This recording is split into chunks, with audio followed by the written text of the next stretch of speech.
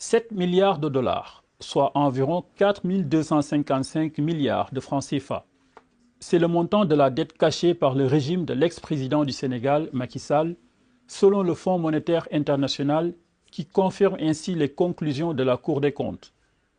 Selon le rapport publié en février 2025 par la Cour des comptes, la dette publique du Sénégal atteignait 99,67% du PIB à la fin de l'année 2023, un chiffre bien au-delà des 74,41% précédemment déclarés par l'administration Macky Sall.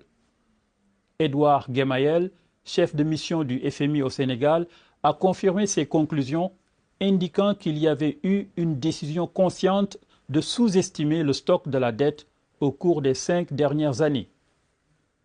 En septembre 2024, Ousmane Sonko, Premier ministre du Sénégal, avait déjà exprimé des critiques envers la gestion financière du régime précédent, l'accusant d'avoir falsifié les chiffres sur les finances publiques et trompé les partenaires internationaux, y compris le FMI.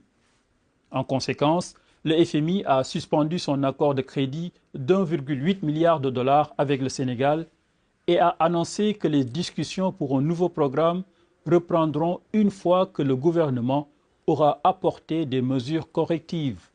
Le chef de mission du FMI au Sénégal a indiqué que le FMI souhaite conclure un nouveau programme d'aide avec le Sénégal le plus tôt possible. Le gouvernement actuel, sous la direction de Sonko, collabore activement avec le FMI pour rectifier les irrégularités découvertes. Le Fonds monétaire international recommande 2 grandes réformes, l'assainissement des finances publiques et la mise en place d'un programme pour attirer les investissements. Il préconise également des réductions des dépenses publiques, la suppression d'exonérations fiscales injustifiées et une réévaluation des investissements antérieurs. Par ailleurs, le FMI a mis en avant la nécessité de réformes économiques, notamment la réduction progressive des subventions énergétiques qui représentent jusqu'à 4% du PIB et profitent principalement aux ménages les plus aisés et aux entreprises.